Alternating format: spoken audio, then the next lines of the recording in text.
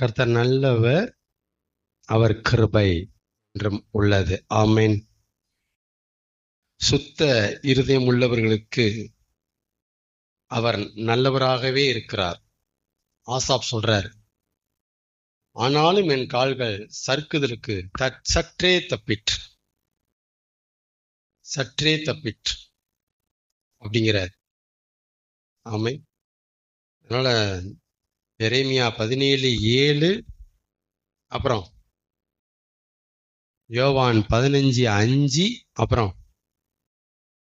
மத்தேயு 10:29 மறக்கவே கூடாத பைபிள் வசனங்கள் இது. ஒவ்வொன்றும் ஒவ்வொரு டாபிக். லூக்கா 9:23 நம்ம கவனத்துல கொள்ள வேண்டிய வசனம் அது.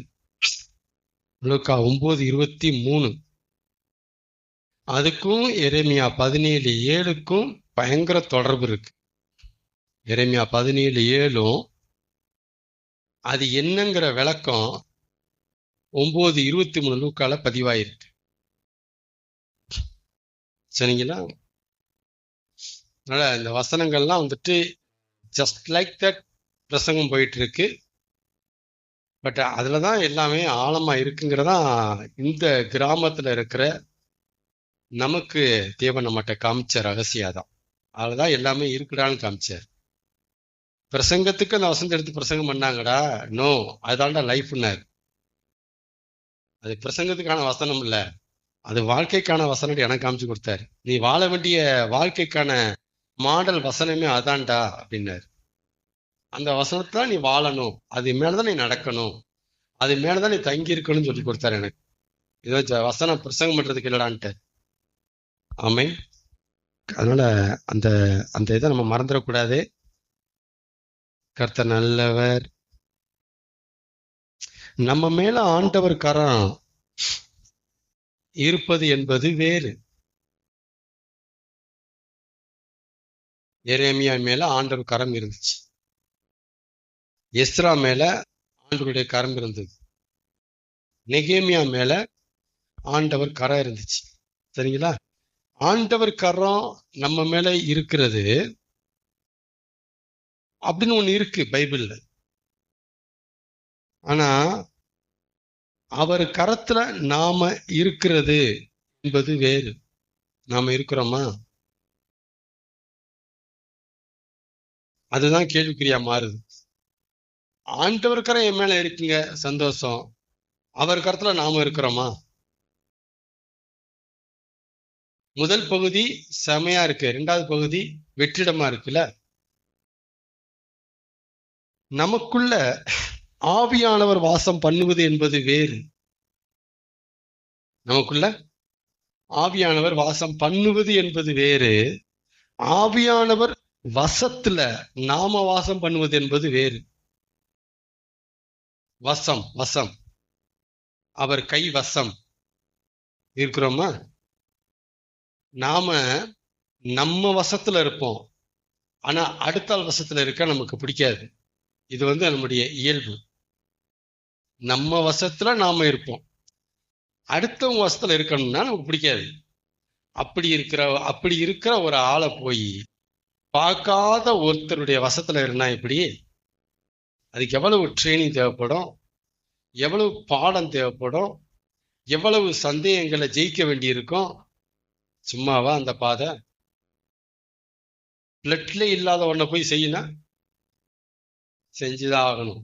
செய்யறேன், நல்லா தெரியும், செஞ்சுதான் ஆகும், செய்ய வச்சிருவாரு. அதான் பிடிவாதம். அவர் பிடிவாதத்தினால பண்ண முடியாத வேலையே எதுவும் இல்லை. அவர் ஆடுகிட்ட அழகா பண்ணுவார், தவிக்க முடியாது. ஆமேன். அதனால ஆண்டவருக்கு நம்ம மேல இருக்குங்கிறத எல்லாருமே அறிஞ்சிருக்கிறோம். அவர் கருத்துல நம்ம இருக்கணுங்கிறத அறிய தவறுறோம், இருக்க தவறுறோம். ஆவியானவர் நமக்குள்ள இருக்கிறாருங்கிறத, வாசம் பண்றாங்க புரிஞ்சுக்கிறோம். ஆனா ஆவியான வசத்துல நம்ம இருக்குங்கிறத புரிஞ்சுக்க தவறுறோம். நாம அவர் வசத்துல இருக்கணுமே அப்படிங்கிறத புரிஞ்சு தவறுறோம். ஆமேன். நம்ம எல்லாருக்குமே நம்ம ஆண்டவரை பத்தி பொதுவா தெரியும், ஜென்ரலா தெரியும். தெரியுமா? நம்ம ஆண்டவரை பத்தி எல்லாருக்கும் பொதுவா தெரியும். விசுவாசி எல்லாருக்குமே ஆண்டவரை பத்தி பொதுவா பேசுவாங்க. பேசுறோமா? ஆனா கேள்வி என்னன்னா, நம்மள எத்தனை பேருக்கு அவரை பத்தி பர்சனலா தெரியும்? பொதுவா தெரிறது வேற, பர்சனலா தெரிறது வேற. சிஎம் எல்லாருக்குமே பொதுவா தெரியும். பட் பர்சனலா தெரிஞ்சவர் யாருன்னா உதயநிதி, அவருடைய மகன். அவருக்கு தான் பர்சனலா அவர் யாருன்னு தெரியும். நம்பலாமா? இந்த மாதிரி ஆண்டவரை நம்ம பர்சனலா அறிஞ்சிருக்கணும். பைபிளை படிச்சு ஆண்டவரை அறியறது வேற, அவரோட பழகி ஆண்டவரை அறியறது வேற. ரெண்டு இருக்கு. நம்ம என்ன படிச்சே நான் ஒழுங்கா அறியலைங்கிறேன். நான் பழகி எங்கிட்ட அறிய போறோம்? அது டைம் எவ்வளவு ஆகுமே, எவ்வளவு மணி நேரம் போகணும், எவ்வளவு நாட்களை கொடுக்கணும், எவ்வளவு மாதங்கள் விரயம் எவ்வளவு மாதங்கள் செலவு செய்யப்பட வேண்டும். இதான் விலை கிரயம். நம்ம கொடுக்கிற நம்முடைய நேரம் கொடுக்கப்படுறதா நாம் செலுத்துகிற விலை கிரயம். நாம் அவரோட பழகி அவரை புரிஞ்சுக்கிறது அப்படிங்கிறது வேற. அதனால ஆண்டவரை பத்தி எப்படி தெரிஞ்சிருக்கணும்? பர்சனலா இல்ல, அவர் எனக்கு பர்சனலா தெரியும் இப்படி சொல்லக்கூடிய தில்லு இருக்கா நம்மகிட்ட? பர்சனலா தெரியும். உங்களுக்கு பொதுவா தாங்க தெரியும், எனக்கு பர்சனலா தெரியும். இது எவ்வளவு ஒரு பாக்கியம் இப்படி சொல்ற இடத்துல இருக்கிறது. ஏனோக்கு இந்த இடத்துல இருந்தாரு. ஏனோக்கு தேவனோட சஞ்சரித்து கொண்டிருக்கையில் பர்சனலா ஆண்டவரை பத்தி ஏனோக்கு தெரியும். அதான் பர்சனலா எடுத்துட்டு போயிட்டாரு. அவர் எடுத்துட்டு போயிட்டாரு. பர்சனலா அவர் தெரியும். ஏனோக்கு செம்மையா சொல்லுவாரு ஆண்டவரை பத்தி. நோவா கேட்டான் அப்படிதான். அக்காலத்துல நோவா தேவனோடு சஞ்சரித்து கொண்டிருந்தான். நோவா கேட்டாலும் பர்சனலா சொல்லுவாங்க. அதாவது யாரெல்லாம் அவரோட பழகுறாங்களோ, சஞ்சரிக்கிறாங்களோ, வாழ்றாங்களோ, அவங்களுக்கு அவரை பத்தி பர்சனலா தெரியும். ஆமே. அப்ப நம்ம ஆண்டவரை பத்தி பர்சனலா தெரியும்னா ஒரே வழி என்னது?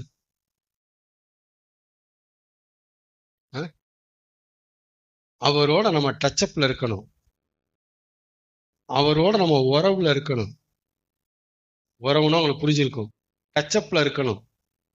டச்சப்ல இருக்கதான் அவர் யாருன்ட்டு அவரே காமிப்பாரு.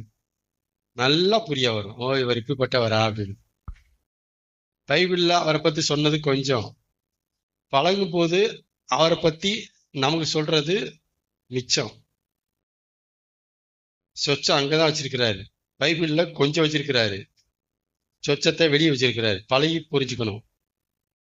ஆமாண்ணா. சுயத்துக்கு அடிமையா இருக்காம தேவனுக்கு அடிமையா இருக்கிறது ஒரு பாக்கியம். ரோமர் 6. நீங்கள் இப்பொழுது தேவனுக்கு அடிமைகள் ஆனதினால், தேவனுக்கு ஸ்தோத்திரம் சொல்லுகிறேன் பாரு. தேவனுக்கு அடிமைகள் ஆனதினால், சுயத்துக்கு அடிமையா இருக்காம தேவனுக்கு அடிமையா இருக்கிறது ஒரு பாக்கியம். அதுவும் தேவனுடைய அடிக்டா இருக்கிறது அதோட பாக்கியம். அடிக்ட் கடவுள் பைத்தியமா இருக்கிற யோப போய் மனைவி சாவுங்கிறான். யோபு யாரு? கடவுள் பைத்தியம். கடவுள் பைத்தியத்தை போய் மனைவி சொல்றா செத்துப்பா அப்படிங்கிறா. ஆனா கடவுள் பைத்தியம் சொல்லுது மனைவியை பார்த்து, பைத்தியங்குது. பைத்தியக்காரி போல பேசுறியே. பாத்தீங்களா? கடவுள் பைத்தியத்துக்கு உலகம் பைத்தியமா தெரியும், உலகத்துக்கு கடவுள் பைத்தியமா தெரியும். ரெண்டு பைத்தியங்கள். ஒன்னு அதுக்கு பைத்தியம், ஒன்னு இதுக்கு பைத்தியம். அதான் சொல்றேன், தேவனுக்கு அடிமையா இருக்கிறது ஒரு பாக்கியம்னா அவருக்கு நம்ம அடிக்டா இருப்பது அதோட பாக்கியம். கடவுள் பைத்தியங்க ஆயத்திறந்தா அவரை பத்தி தான் பேசணும். கடவுள் பைத்தியம் மெண்டல் எப்ப பாரு அவர்தான் பேச. ஒண்ணு நடந்துடக்கூடாதான், ஒண்ணு சோத்திரன்பா. பைத்தியம் கொஞ்ச நேரம் கூட அவரை பேசாம இருக்க மாட்டேன். எதையா பேசிட்டே இருக்கானே பைத்தியம். அதான் பைத்தியம். பைத்தியத்தினுடைய அடையாளங்கள் அது எல்லாமே. இவ்வளவு நடந்தும் கர்த்தரிடத்தில் நன்மையை பெற்ற நாம் தீமையை பெற வேண்டாமோ? என்ன பேச்சு, என்ன பேச்சு! இல்ல, ஒரே நாள்ல ஜீரோ பண்றாரு. கர்த்தர் எடுத்தார், கர்த்தர் கொடுத்தார், கர்த்தர் எடுத்தார். என்ன பேச்சு! இதெல்லாம் யார் பேசுற பேச்சு? பைத்தியத்துக்கு மாத்திரமே பேச முடிஞ்ச பேச்சு. அவங்களுக்கு தான் அந்த வரம் இருக்கு. வேற யாருக்குமே இந்த மனசு வராது. ஆமே. ஆனா கடவுள் பைத்தியம் ஆகிறது நல்லது. இல்லைன்னா உலகம் நம்மளை பைத்தியம் வைக்கிறோம்.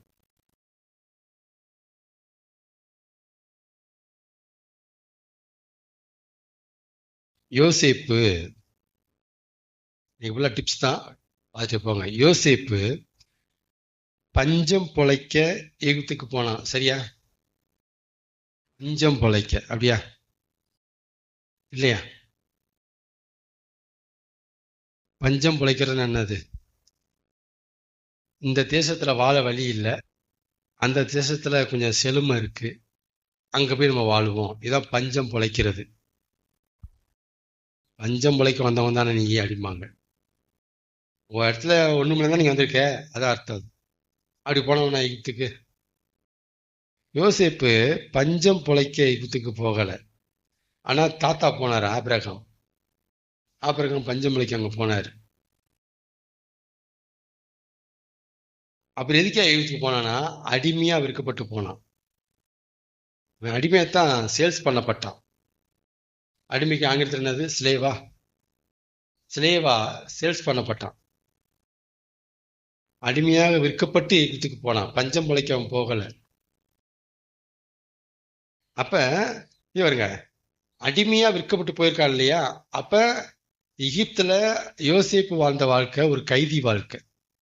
நம்பலாமா? அதை எடுத்துக்கலாமா அர்த்தம்? கைதி வாழ்க்கை. அடிமை வாழ்க்கைங்கிறது கைதி வாழ்க்கை. கைதி வாழ்க்கைக்குள்ள ஒரு கைதி வாழ்க்கைய வாழ்ந்த அனுபவம் யோசேப்புக்கு இருக்கு. கைதி வாழ்க்கை வாழ்ந்த வாழ்க்கை. போகும்போதே கைதியா போறான். இஸ்ரவேலர்கள் அப்படிதான் கொண்டு போறாங்க அவனை. அங்க கொண்டு போய் போத்திபார்ட்ட வித்துடுறாங்க. போத்திபார் வீட்டுல இருந்த யோசேப்பு, கைதியா இருந்த யோசேப்பு கைது செய்யப்பட்டு ஜெயிலுக்கு அனுப்பிட்டாங்க. கைதிக்கு கைது. போனதே கைதாகி போறான். அங்க போய் ஒரு கைது. சும்மா யோசிப்ப நம்ம பேசிட்டு போறான். ஐயோ, அவன் உட்காந்து கேட்டா கதையா பேசுவாரு. நம்மகிட்ட உட்காந்து பேசினா என்ன தெரியுமா, என்ன நடந்து தெரியுமா, இங்க வாடா பாரு, உட்காந்து பேசுங்க சொல்லுவாரு யோசிப்பு கிளியரா. கைதி வாழ்க்கைக்குள்ள ஒரு கைதி வாழ்க்கைய வாழ்ந்த அனுபவம் யோசிப்புக்கு இருக்கு. எகிப்துல யோசேப்பு அடிமையா இருந்தான்ல. எகிப்துல யோசேப்பு அடிமையா இருந்தும் அவன் பாவத்துக்கு அடிமையா இருக்கல. நோட் பண்ணுங்க. எகிப்துல என்னமோ யோசேப்பு அடிமையா இருந்தான், ஆனா எகிப்துல யோசேப்பு பாவத்துக்கு அடிமையா இருக்கல. அதனாலதான் கைதிக்குள்ள கைதி வாழ்க்கை அவனுக்கு நேரிட்டது. கைதிக்குள்ள கைதி வாழ்க்கை அவனுக்கு வந்தது காரணமே அவன் பாவத்துக்கு அடிமையா இருக்க மாட்டேன்ட்டான். கைது பண்ணிட்டாங்க, அவனை லோபடான்ட்டாங்க.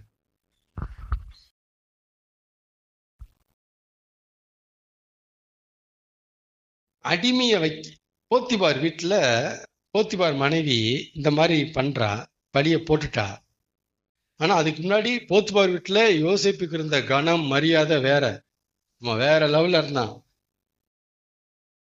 அடிமையா உள்ள வந்தோம், பரவாயில்ல நம்ம இப்ப சுதந்திரமா சுத்துறோம் அப்படின்ட்டு அந்த வீட்டுக்கு விசாரணைக்காரன அவன் தான். அவர் தான் சாப்பாடு பிளான் பண்ணுவாரு. இன்னைக்கு வெண்டைக்காய் கூட்டு வை. இவர் தான் ரூல் பண்றது. இவர் தான் வீட்டு நிர்வாகத்தை பாக்குறது. போத்திபாருடைய மனைவியை தவிர போத்திபாரு எல்லாத்தையுமே யோசிப்பு கையில ஒப்படைச்சிட்டான். டே பாத்துக்கா, நல்லவழியா தோட்டத்தை பாத்துக்கோ, 10 பேரை சம்ம கொடுத்து அனுப்பு, பாத்துக்கோ. அப்படின்னா என்ன ஒரு பொறுப்பும் பாருங்க.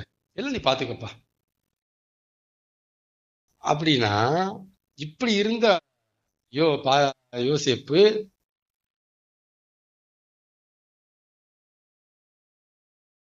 திடீர்னு போத்திபார் மனைவி போட்ட ஒரு குண்டுல ஜெயிலுக்கு போயிட்டான். சரிங்களா? ஆனா யோசிப்பு ஒரு அடிமன்ட்டு போத்திபா வீட்டு உள்ள எல்லா ஆளுக்கும் தெரியும். ஒரு இஸ்ரவேலன், யூதன், அடிமைக்கு துட்டுக்கு வாங்கப்பட்டவன். நம்ம கண்மணி தானே போத்திபாரு, நம்ம எஜமா துட்டுக்கு வாங்கினாரு இவனை. இதெல்லாமே தெரியும். கண்ணுக்கு முன்னாடி துட்டுக்கு வாங்கினாரு. அவன் வந்து எல்லாத்தையும் இப்ப ஆடத்து பண்ணிட்டு தான் எப்படி இருக்கும்? ஆடத்து பண்ணிட்டு இருக்கான். நீ என்ன ஏன்டா லேட்டு நீக்கே சொல்லி எஜமான்ட்ட ஒழுங்கா வந்து நாடா நம்மள ஆடத்து பண்ணிட்டு இருக்கிறான். அடிமைக்கு வந்த வாழ்வை பாடுறா. இப்படியே பேசுறாங்க யோசிப்பை பார்த்து. இன்னைக்கு வேற குழம்பு கூடாது, நான் சொல்றதான் செய்யணும், எஜமான சொல்லிடுவேன். ஓகே, என்னடா இந்த ஆட்டம் ஆட்டுறான், அடிமைக்கு வந்த வாழ்வை பாருன்ட்டு பேசிட்டு இருந்தாங்க. போத்திவார் மனைவி போட்ட குண்டுல போயிட்டான் ஜெயிலுக்கு.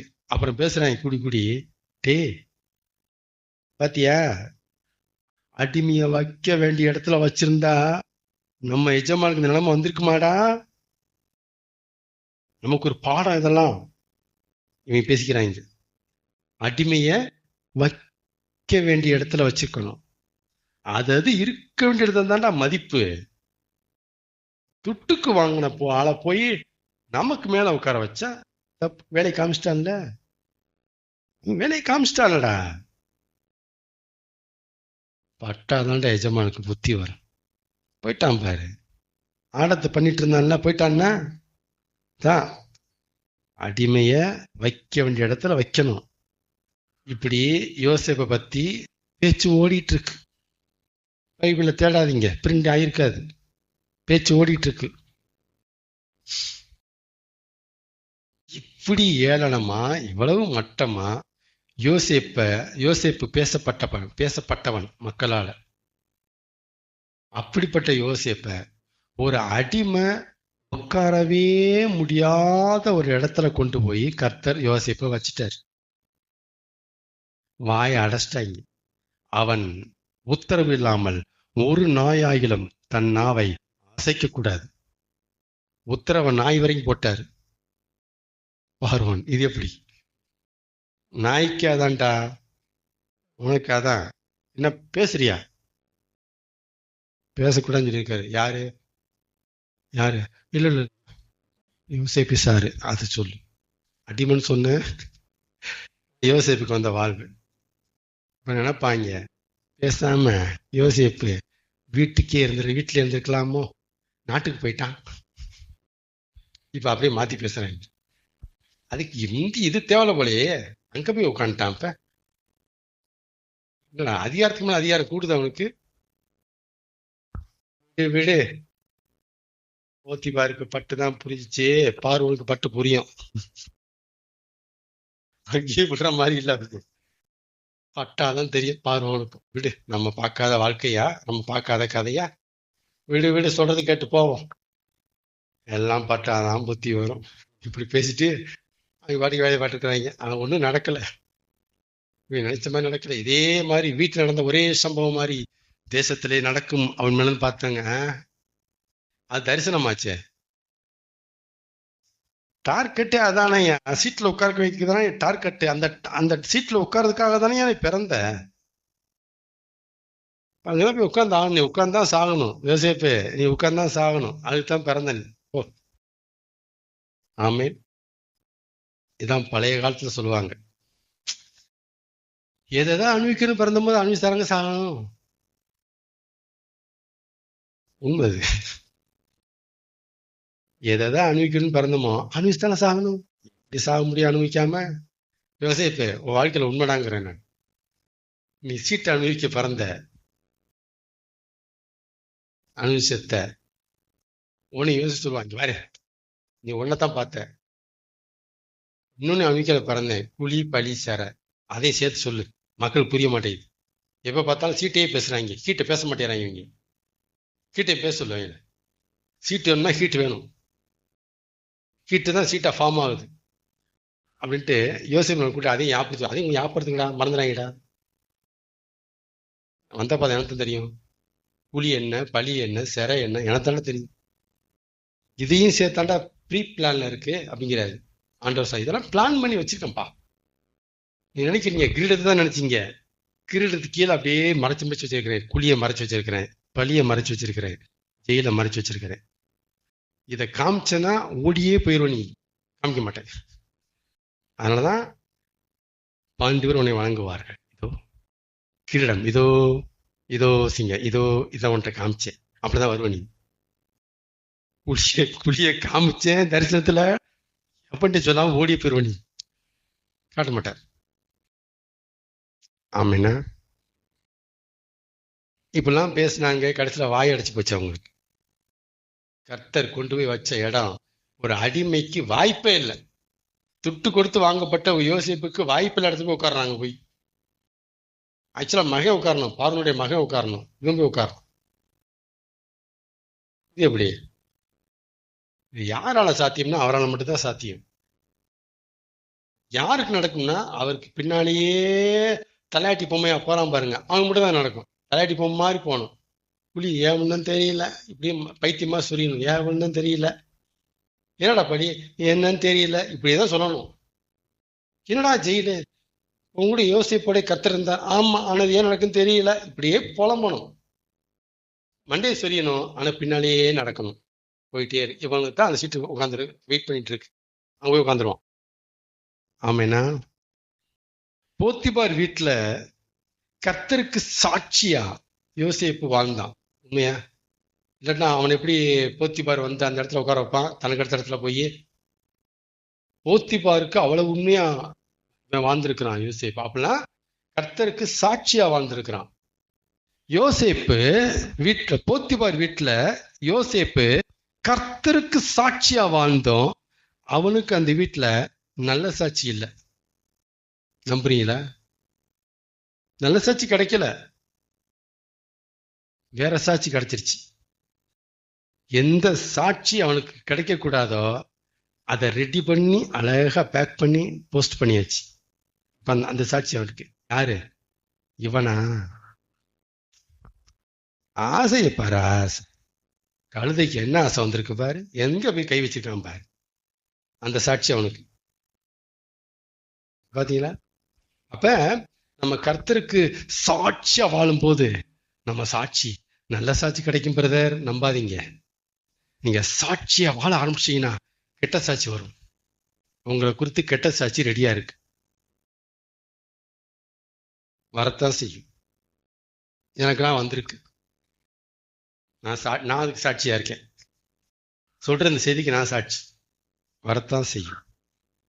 கர்த்தருக்கு சாட்சியா வாழ்றேன் பிரதர், எழுதி வச்சுங்க பிரதர். உங்களுக்கு கெட்ட சாட்சி ஒன்று வரப்போகுது பிரதர், எழுதி வைங்க. ஆமேனா? அப்ப ரைட் ட்ராக்ல போறோமா? கன்ஃபார்ம் பண்ணிக்கணும் பைபிள் வச்சு. கர்த்தர் ரைட் ட்ராக்ல கொண்டு போறார். ஆமேன். ஃபைனலா ஆகோ ஓஹோன்னு இருந்த அனுபவமும் யோசேப்புக்கு இருந்துச்சு. மறந்துடாதீங்க.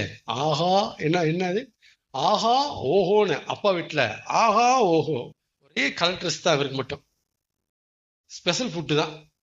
ஆஹா ஓஹோ தகப்பன் வீட்டுல, போத்திபார் வீட்டுல ஆஹா ஓஹோ இருந்துச்சு. அது மட்டும் இல்ல, சீனு நிராகரிக்கப்பட்ட அனுபவம் அவனுக்கு இருக்கு. சகோதரர்களால் புறக்கணிக்கப்பட்டான். போத்திபார் வீட்டால புறக்கணிக்கப்பட்டான்.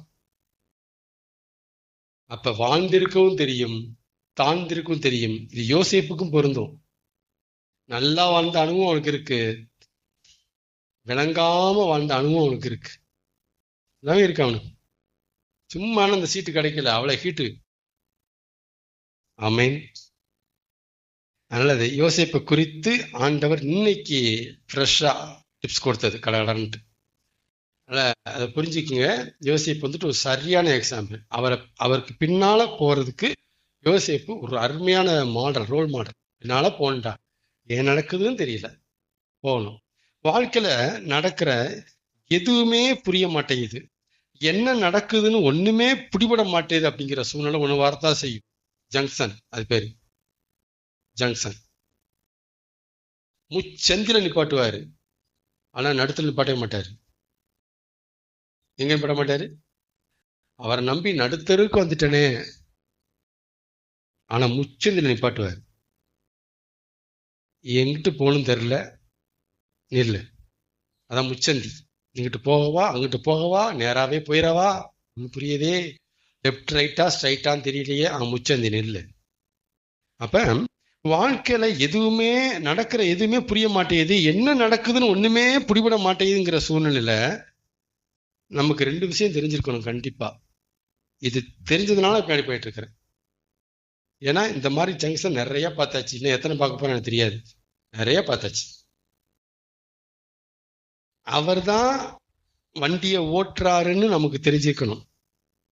நாம ஜங்ஷன் நிற்கும் போது நம்மளை நடத்துறது அவர் தான் அப்படிங்கிற அண்டர்ஸ்டாண்டிங், புரிதல் நமக்கு முதல்ல இருக்கணும். ஃபெய்த்து நிச்சயம் நமக்கு இருக்கணும். இல்லை, நம்ம நடத்துறது அவர் தான், இல்லைன்னா கொலாப்ஸ் ஆயிடுவோம். நம்ம நடத்துறது அவர் தான். அதாவது என்ன நடக்குதுன்னு தெரியல, ஆனா நடத்துறது யாருன்னு எனக்கு தெரியுது. எனக்கு என்ன நடக்குதுன்னு எனக்கு தெரிய மாட்டேங்குது, சம்பந்தம் இல்லாம இருக்கு, ஆனா என்னை நடத்துறது அவர் மட்டும் தெரியுது. இது நமக்கு தெரியணும். நம்ம நடத்துறது அவரு, வாழ்க்கையில நடக்கிறது எனக்கு தெரிய மாட்டேங்குது, என்ன நடக்குதுன்ட்டு ஒரு பிடிக்க வரமாட்டேங்குது, ஓர்க்கவே முடியல, சரி நிக்குது. இது ஏன் நடக்குது, அது ஏன் நடக்குது, என்னத்துக்கு நடந்தது ஒன்னும் புரிய மாட்டேங்குது. துணிய கட் பண்ணி போட்ட மாதிரி, சட்டைக்கு துணி எடுத்து கொடுத்தா என்னடா கட் பண்ணி பீஸ் பீஸா வச்சிருக்காங்க, என்னடா பண்றீங்க மாதிரி இருக்கு, எதுக்கு இது? ஆனா நாம கொடுத்திருக்கிறது டெய்லர்ட்ட தான் புரிஞ்சுக்கணும். டெய்லர் தான் கொடுத்துருக்கணும், பைத்தியத்தை கொடுக்கல, தையல்காரர் தான் கொடுத்துருக்குறோம். வெயிட் பண்ணு. அந்த அண்டர்ஸ்டாண்டிங் நமக்கு வேணும் முதல்ல. நம்பர் 1, வண்டியை ஓட்டுற அவரு, நம்மளை நடத்துற அவரு இன்னாருன்னு நமக்கு தெரிஞ்சிருக்கணும். இன்ன டைப்பு, இன்ன ரகம், அவரு இன்ன கேரக்டர் அப்படி நம்ம தெரிஞ்சிருக்கணும். அதாவது நம்ம நடத்துற அவருக்கு எல்லாம் தெரியும் அப்படிங்கிறது நமக்கு தெரிஞ்சிருக்கணும். அப்கோர்ஸ் எனக்கு தெரியல, என்ன நடக்குதுன்னு தெரியல, எது நடக்குன்னு தெரியல, ஒன்றும் பிடிபட மாட்டேங்குது. ஆனா என்னை நடத்துறது அவருங்க, அதனால என்னை நடத்துற அவருக்கு எல்லாமே தெரியுங்க. ரெண்டு உனக்கு தெரியுதா, தப்பிச்சிடலாம். நம்மளை நடத்துறது அவர்னு நமக்கு தெரியணும், நிச்சயம் இருக்கணும். நம்மளை நடத்துற யாரு, நம்ம நடத்துறவர் யாருன்னு நமக்கு தெரிஞ்சிருக்கணும். சூப்பரா இப்ப தாண்ட பாரு, சூப்பரா. எனக்கு புரியல சாமி, அவருக்கு எல்லாம் புரியுதாம்ல, போட்ட வண்டி விடு, வண்டி அவர் தான் ஓட்டு போறாரு, என்ன பாருன்னு தெரியல, அவதான் ஓட்டுறாரு, விடு. அதாவது ஒரு பஸ்ல போற பேசஞ்சருக்கு வண்டி ஓட்டுறது டிரைவரும் தெரியணும். ரோட்ல போறவன் இல்லையா, டிரைவர் தான் ஸ்டேரிங்ல பிடிச்சிட்டு இருக்கிறாரு, அந்த நம்பிக்கை வேணும். ரெண்டாவது ஓட்டுற அவருக்கு ரூட் தெரியும், பேச உட்காந்துருப்போம், இது தெரியணும். தெரிஞ்சாதான் உட்காந்துருக்க முடியும். இல்ல நான் ஒண்ணு பஸ் விட்டு இறங்கிடுவோம், இல்ல அவனை கால் பண்ணிடுவோம், வெளியே போயா வெளியே போ, என்ன வண்டி ஓட்டுற. இந்த ரெண்டுமே தெரியணும். இந்த ரெண்டு தெரியறதுக்கு பல ப்ராசஸ் போகும், பல சம்பவம் வரும், பல பாடம் இருக்கு. இந்த ரெண்டுமே ஒழுங்கா புரிய வைப்பாரு. நான் தான் நடத்துறேன், அந்த நிச்சயத்துக்கே பெரிய ப்ராசஸ் போகும். நான் தானே நடத்துறேன், ஏன்டா உனக்கு சந்தேகம், இல்ல பாதை எப்படி இருக்கு அதனால நான் நடத்துறேங்கிறியா, ஒத்துக்கிறீங்களா? நடத்துறியா தெரியுமில, நான் விசுவாசத்திற்கு இன்னார் என்ற அறிவன் பவுல தெரியுமில. அப்புறம் போ, சரி போறேன், யோசிப்புக்கு சீட் இருக்கு, உனக்கு ஒரு சீட் இருக்கு, போ நீ போ. இதுதான் ஆண்டவர் செய்யற பெரிய ஊழியம். இந்த ரெண்டு நிச்சயத்தை நமக்கு அடியே ஃபார்ம் பண்ணுவார். அது ப்ராசஸ்ல போகும். நிறைய சம்பவங்களை அவங்கவுங்க திகச்சு நிற்போம், இது ஏன் நடக்குது, அது ஏன் நடக்குது, பைத்தியக்காரத்தனமா இருக்கே, நாம முடிவெடுத்தா செம்மையா போயிருப்போமே, இது என்னடா சித்தத்தை ஒப்பு கொடுத்து ஐயோ என்ன ஒண்ணு அக்க போறா இருக்கு, சிரிக்க போறாங்க, அப்படிதான்.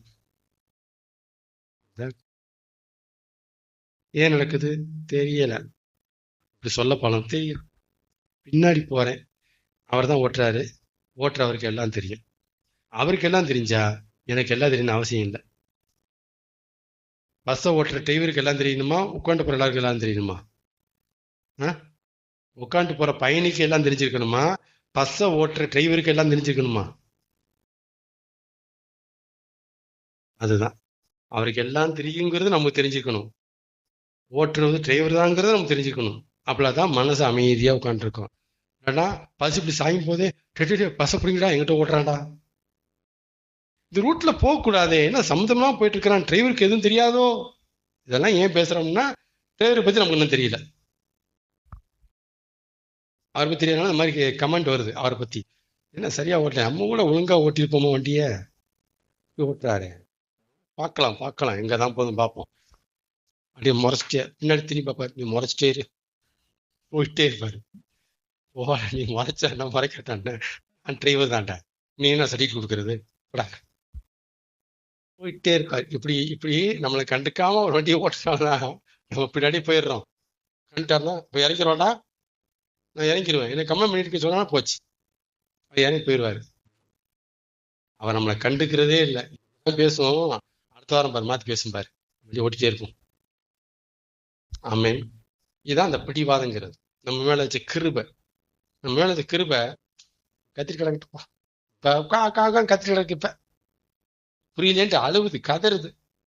கொஞ்ச நாள் பாரு, இதுக்கு தான் ஆண்டவர் அப்படியே அழுவும் நம்மட்டி. ரெண்டையும் பார்க்க வேண்டியதான், போவோம் ரெண்டையும் பார்ப்போம். நம்ம என்ன செய்ய, இது அவர் செய்வார். அதனால அவர் நம்மளை சகிச்சுக்கிறாரு. என்ன செய்யறாரு, நம்மளை சகிச்சுக்கிறார். நாம என்ன செய்ய மாட்டோம், கொஞ்சம் கூட சகிக்க முடியாது, முடியாது, இதெல்லாம் முடியாது. நம்ம அவரோட மல்லுக்கு நிக்கிறோம், அவர் மல்லுக்கு நிக்க பார்த்தாருன்னா முடிஞ்சு. மல்லுக்கு நிக்கல, தடை கொடுத்தே போறாரு. போட போடா, உன் லெவல் அப்படி, என் லெவல் அப்படி. ஆமென்.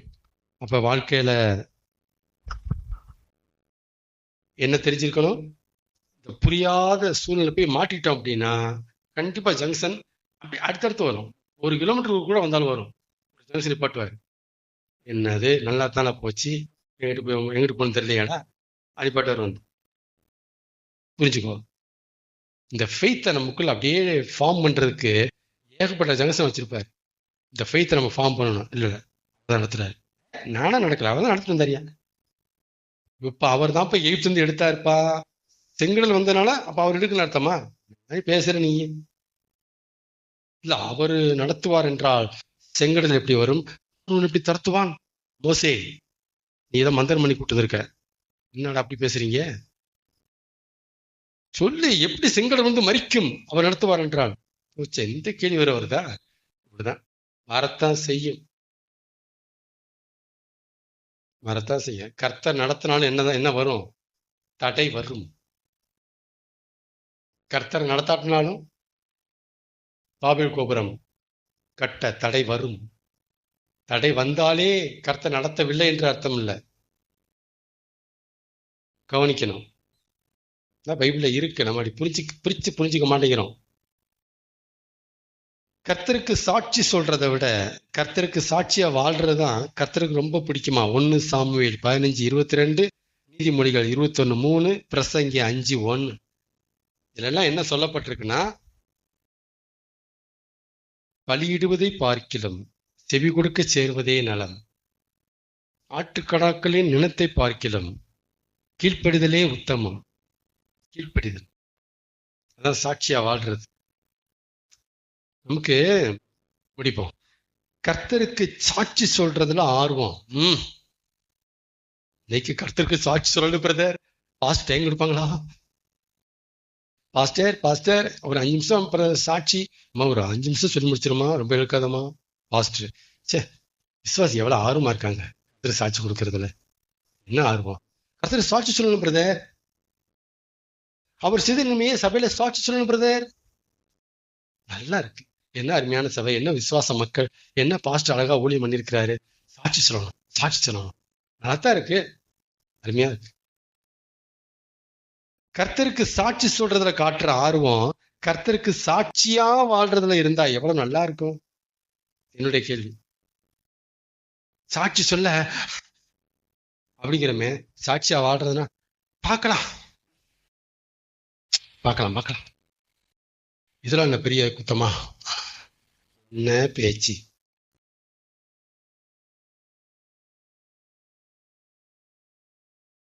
யாருக்கு செய்தி போதுன்னு தெரியல.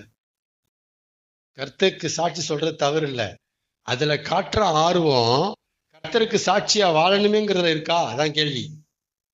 பைபிள் அதான் சொல்லுது. கீழ்ப்படிங்க.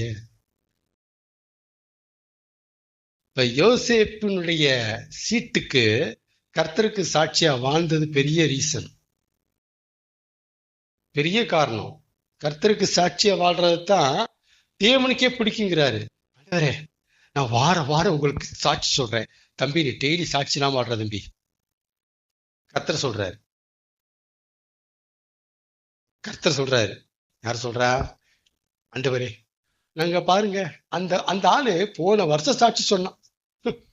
நான் ஜனவரி தொடர்ந்து இருந்து வாரம் உங்களுக்கு நான் சாட்சி சொல்றேன் ஆண்டவரே அப்படின்னா அவரு, நீ ஒவ்வொரு நாளும் விளங்காம மாடுறேடாப்பா. உன் சாட்சி யாரு கேட்டா? உன் சாட்சி யாருக்கு வேணும்? இங்கே வர, நீ எனக்கு சாட்சியே சொல்ல வேணாம், உனக்கு ஒரு கும்பிடு சாட்சியா வாழுங்கிறாரு. நீ சாட்சியா வாழ்ந்தாலே எனக்கு போதும்டா. நீ சாட்சியே சொல்லணும். வாய் கொஞ்சம் மூடு, வாய் முதல்ல மூடு, சாட்சியா வாழ். அதுலதான் என் கண்ணெல்லாம் அப்படியே நிக்குது.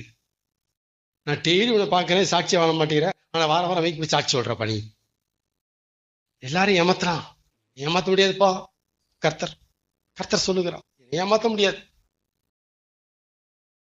ஆண்டவரே விடுங்க ஆண்டவரே, நியாயத்துக்கு நாள்ல அங்க வந்தும் நான் சாட்சி சொல்றேன். உன்னை நான் கேட்கல, அங்க நீ சாட்சி சொல்ற நேரம் இல்ல, ஒரு சாட்சியை நான் எடுத்து விடுற நேரம். நீ சாட்சி சொல்ற நேரம் அது கிடையாது. அங்க நீ சாட்சி சொல்ல முடியாது. உன் சாட்சியை நான் அவுத்து விடுவேன். இப்ப இதான் உன் சாட்சின்னு. அதனால அங்க வந்து சாட்சி சொல்ல முடியாது. அதான் ஆண்டவர் என்ன கத்து கொடுத்தாரு எனக்குன்னா, சாட்சி சொல்ல துடிக்கிறாங்க ஜனங்க. சாட்சி சொல்ல அதை பார்த்து ஏளனமா பேசுறாங்கன்னா சாட்சியை சொல்ல மாட்டான் பிரதர்.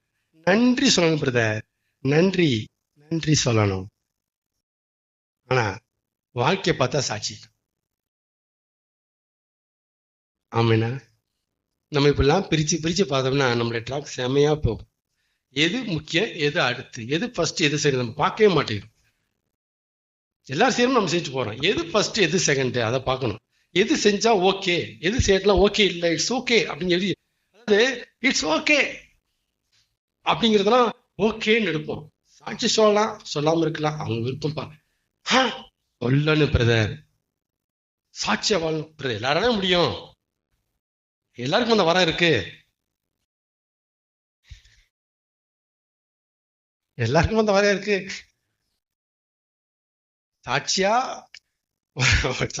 வாழணும்னா இட்ஸ் ஓகே பிரதர். அதான் நம்ம பெருசா பேசிக்க வேணாம். சாட்சி சொல்லணும், இட்ஸ் ஓகே. நோ ஓகே, சபையில ஒரு அங்கம் பிரதர். கிறிஸ்தவமே இதெல்லாம் திருந்தணும், விசுவாசிகளை மாத்தணும், சரி பண்ணணும், ஒழுங்கு பண்ணணும். அதுதான் மைக்கை நம்ம கையில் கொடுத்துருக்கிறாரு, சரி பண்ணணும்.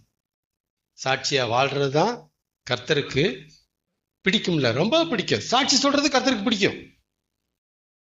ரொம்ப எது பிடிக்கும்னா சாட்சியா வாழ்றது. இங்க பாருங்க, கர்த்தருக்கு சாட்சியா ஒருத்தன் வாழ்றான்ல, அவனை போய் சாட்சி சொல்லியே, சாட்சி சொல்லுங்க அவசியமே இல்லை. அவன் வாய் திறக்கும். யாருக்கு? சாட்சியா வாழ்றவனுக்கு. ஆனா சாட்சியா வாழாதவனுக்கு சாட்சி சொல்லியாவது என்னத்தையாவது நம்ம ஒரு பேரை வாங்கிறோட்டு வந்து சாட்சி விட்டு இருப்போம். என்னத்தையா சொல்லுவோம், நம்ம ஒரு விசுவாசி இல்லையா? நம்ம 4 பேர் பார்க்கணும். கர்த்தர் செய்த சாட்சியை எப்படி நன்றி மறவாமல் இருக்கிறார். நீ கிரியில நன்றி மறவாமல் இருக்கணும், வாயில இல்லை. ஆமாண்ணா, அதனால சாட்சி பகுதியை கவனமா சபையில ஹேண்டில் பண்ணணும்.